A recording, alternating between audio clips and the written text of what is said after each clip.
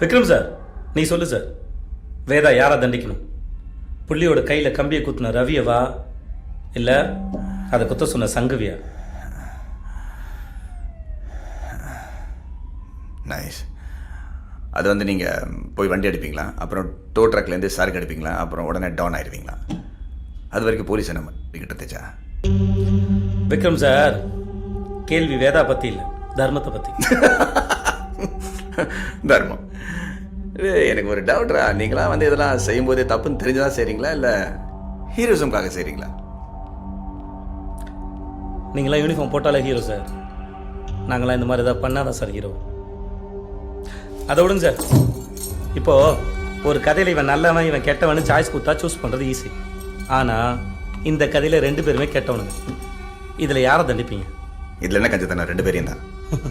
அப்படிலாம் போட்டு தள்ளிட்டு போகக்கூடாது சார். தப்பே செஞ்சாலும் தண்டனைன்னு ஒரு தர்மம் இருக்குல்ல. செஞ்சவனா செய்ய சொன்னவனா? ரவியை தண்டிச்சா சங்கு பதுங்கிடுவான், சங்க தண்டிச்சா ரவி பதுங்கிடுவான். ரவியா சங்கா? செஞ்சவனா செய்ய சொன்னவனா? நீ யாரை சார் தண்டிப்ப?